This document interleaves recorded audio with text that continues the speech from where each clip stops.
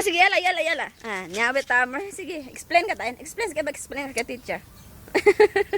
Do ka mo. Nagsigwa natin. Wala ka patitisan.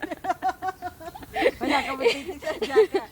Ito ang tamer. Yabe, kayo kalama. Geno, kayo kalma maluto. Dus kanina, binandi pa maluto.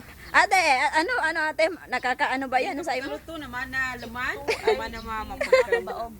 Lalo na kapag nilagyan mo ito ng ibabad mo sa Ate sa gatas. si ate. Lalo. Lalong tumitik.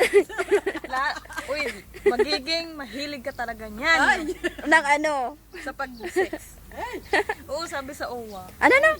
Ang tamer? Ibabad mo daw to sa sa gatas. Oo. Mga isang araw tapos kainin mo. Oo. Magiging manyakis ka daw. Ay, dalang. Ikakain ako niyan para maging maniak sa ko. Mamaya pasukin ko si si Paisal. Si Paisal na bunag. Yun ang pakainin mo nito. Ano sa gatas nakababad. Ha, siya. Para siyang Akala ko ako. Magkatapuyak ang bibig. Oh, ayan pa niya pa madakal kay de tamar. Yes, tamer ang paggaliga. Yabe tamar. Melopon. May kapag galuto. Kapag kaluto. Ito ang asenda ng amo namin, nanay ng amo namin.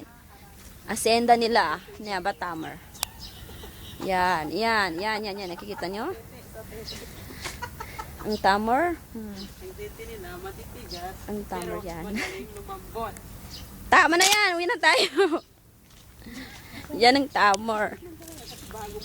Yan. Basta bagong pitas. Oh.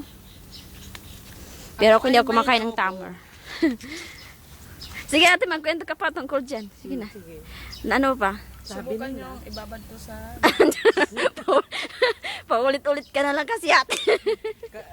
Para lalo kang ang inyong partner ay gaganahan.